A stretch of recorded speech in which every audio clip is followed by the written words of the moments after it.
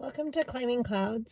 This is another quick draw, and thank you for liking and subscribing if you're part of this channel on any level, tuning into this today.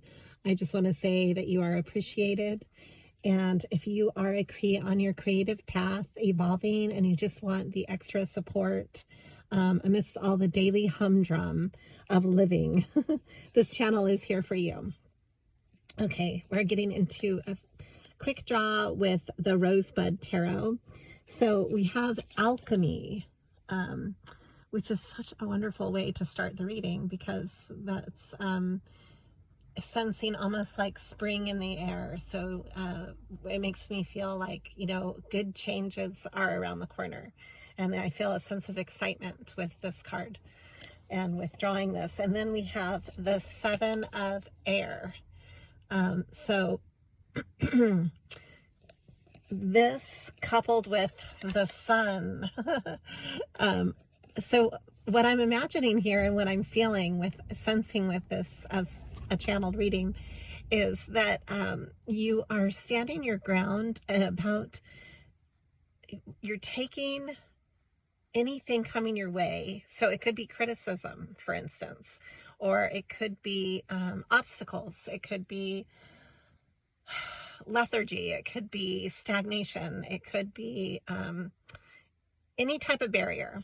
Okay, I'm just giving you examples. I wanted to share an example to give you an example of what I'm feeling about this as a reading.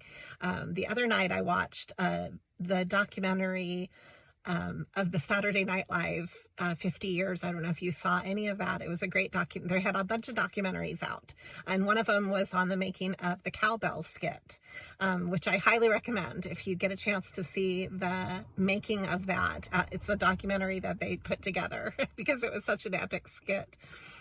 Well, there was a little portion in there where they were interviewing Will Ferrell, and I guess apparently his first time on Saturday Night Live, he totally bombed his lines. He messed them up and had a horrible review. He was listed as the most obnoxious actor in their troupe.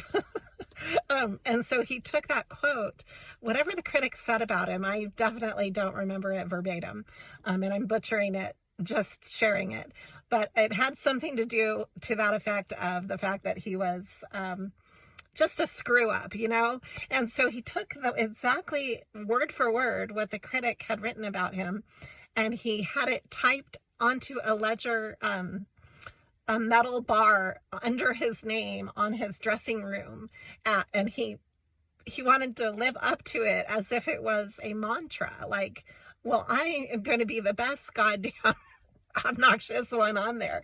And to this day he's known for that. He's known for standing out. Okay, so I want to give you peace of mind in whatever you're facing this week or this year ahead or in your life that you feel like might be held against you. Learn to alchemize it and take that as a strength and see where that takes you.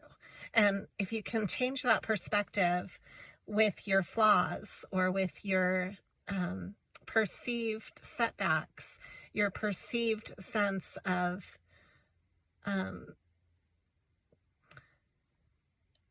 the perceived sense of negatives could easily be alchemized into positives.